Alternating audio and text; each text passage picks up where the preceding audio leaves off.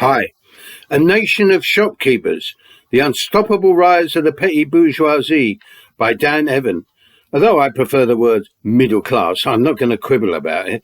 This book is important on many levels because it deals with the social and political brontosaurus in the room, the middle class, in all its varieties, using the UK as a major reference point. Although this book has academic origins, it's readable with references to the work of other commentators and sociologists, mercifully short, not enough to break the narrative. I don't agree with everything in this book, but I find the conclusion somewhat interesting. There are more than enough seams of curiosity for those puzzled about this class to provoke much thought in this readable book.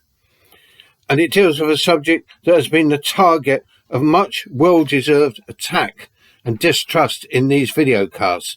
Dan Evans' observations on the leftist Corbynista middle class certainly rings true and explains their hatred for the fickle working class who don't accept their enlightened leadership.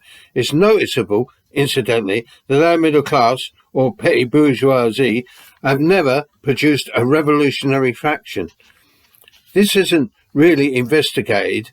However, this book can be a tool in the partial understanding of this politically reactionary entity, even when it occasionally dresses in leftist garb. As a whole, historically, to the modern age, the middle class has supported the system while grumbling about certain aspects of this entrenched establishment, from providing 250,000 special constables to control a Chartist demonstration, numbering half that number in the 1840s, to providing 1 million to police the general strike nearly 100 years ago, and today they still provide the bulk of Tory membership and the vote. Despite their fairly recent embrace by a significant minority, at least, of social liberalism and radical social democracy, they still retain a deep-seated fear and loathing of the lower orders. Where the middle class are heading during this latest crisis of capitalism is unknown and unpredictable, even if a substantial proportion develop leftist tendencies. They cannot be trusted in their present form and mentality.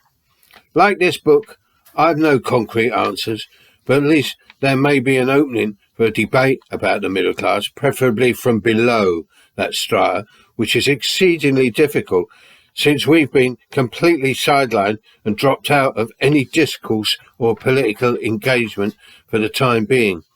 Anyway, I'd recommend reading this book as a minor start to reversing this dire situation. Bye.